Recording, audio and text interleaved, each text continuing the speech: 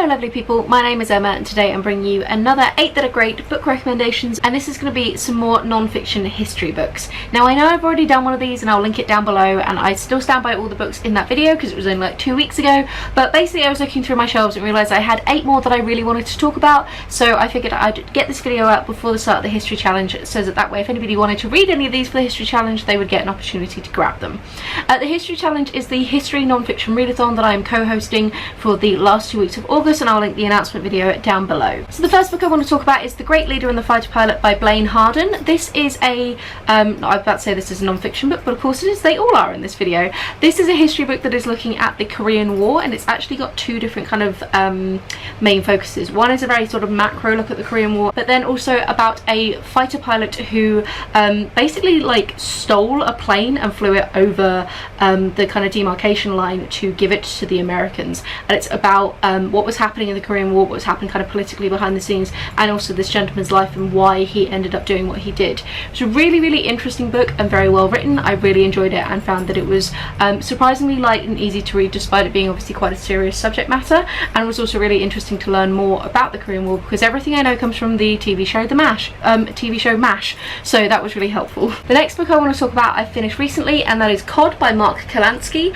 This is a microhistory of the fish cod and specifically sort of its role economically within the world when it comes to various trading routes and things like that. That's what Mark Kurlansky does very well. He's very big on his microhistories and looking at kind of commodities and products in particular. It's looking at some of the cultural significance to it as well, but it's primarily looking at the way that cod helped various economic growth in certain areas and sort of the fights over certain ocean spaces, especially given that ocean is like international waters, and so what point do you as a country claim certain aspects of the ocean to specifically try and get a hold of the fish. I would have liked there to be slightly more cultural information in this, but I do think it's very interesting, and it covered quite a wide range of time periods, and I really liked the slightly more modern day stuff, and naturally the conversation about overfishing and kind of environmental damage is very much an undercurrent of everything that this book is talking about, so I appreciated that as well. Focusing now on a biography, I have Lucy Worsley's Queen Victoria. This is a biography of Queen Victoria, but specifically focused on I think it was about 40 different days in the life of Queen Victoria, spanning from her childhood all the way to the day that she died, and it was sort of using these particular dates where various things had happened, whether they be sort of big dramatic moments or quite quiet moments, to kind of get a sweeping look at her whole life. I found Lucy Worsley's writing style took a little bit to get into, especially with the like individual days aspects of it, but once I kind of read a few pages it definitely sort of settled into it, and I definitely did really enjoy this one.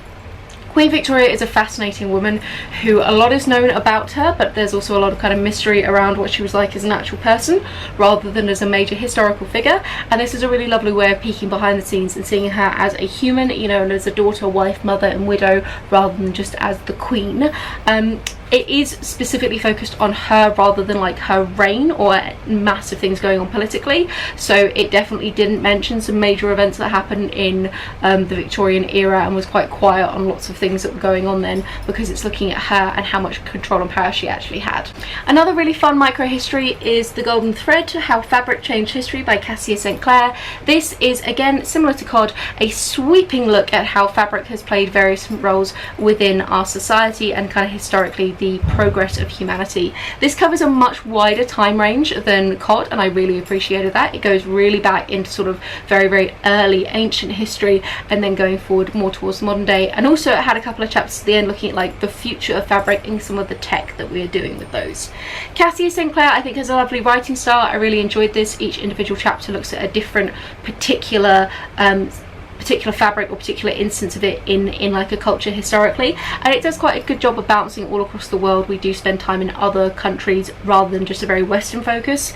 Some of the like minor details of some of the facts aren't 100% accurate. There are a few bits where she makes some sweeping generalizations, but there's often more nuance there, but you know, you can't help but do that. This is a book specifically about fabric that is trying to do quite a lot, and I think does it very well despite the fact that it's not actually that long, so I would really recommend this if you are a big fan of microhistory, or indeed if you wanted like a snapshot into different historical time periods of like which one do I want to read about more, I think this would be a great jumping off point to find out which like era you'd like to pick up another book by. Focusing on art history now, I have The Art of Rivalry by Sebastian Smee. This is 4 friendships, betrayals and breakthroughs in modern art, and this is looking at 4 different kind of pairs of artists who were both friends but also rivals within their careers, and how their relationships interplayed off each other and affected their work. The focus is primarily in Paris because that's where a lot of, or sorry, very much in France because that's where a lot of modern art movement was really happening. So we focus on Degas and Monet, Picasso, Matisse, Pollock and de Kooning, and Freud and Bacon, which I found all very, very interesting. It's something which I think having a slight familiarity with their work already would be helpful, because you know there aren't really many pictures in this, and again, like with anything in art history, you're going to want to be googling things so that you can see what they actually look like if they don't immediately spring to mind.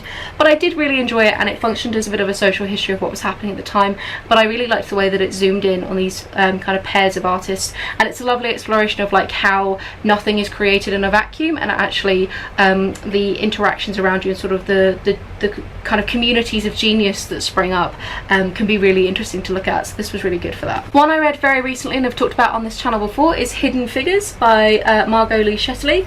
This is the untold story of the African American women who helped win the space race. So it really does what it says on the tin.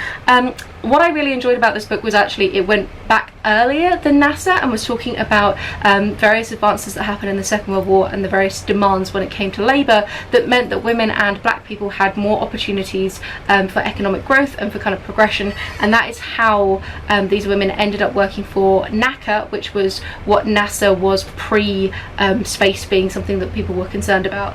It was also really interesting because it talks a lot about civil rights movement and various social things that were happening at the time, especially concerns with the Soviets and communism and kind of why the space race even occurred, as well as it being a really excellent biography of the various women that it talks about within this. So I think that this book is doing a lot and it does it very, very well.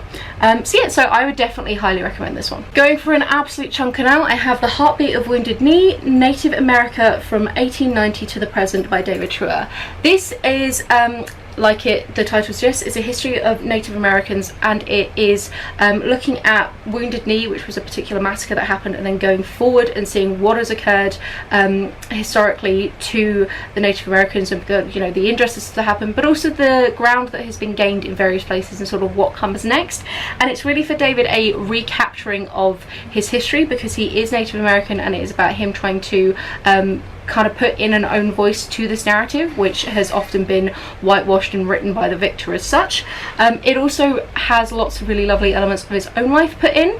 Now it is big, it is bulky, it covers a lot of dates, a lot of names, a lot of information, so it's one that I definitely think is going to be a slow read, but is definitely worth a read, and I would really like to come back to it at some point, because I think it's definitely a book that you're going to get more out of kind of multiple times reading it, rather than just the first go round, which was very intense in places. So yeah, it's a really, really good one. And then the final one I have to talk about is The Ice at the End of the World, An Epic Journey into Greenland's Buried Past and Our Perilous Future by Jon Gertner. This is a mixture, oh this is dirty, apologies. This is a mixture of kind of a history but also like a natural science book and sort of climate change book in general. The first half of the book is covering the history of exploration of Greenland and the various expeditions that happened, and kind of the attempts to first cross the ice at various different points, and sort of the different technologies available at the different points when that happened.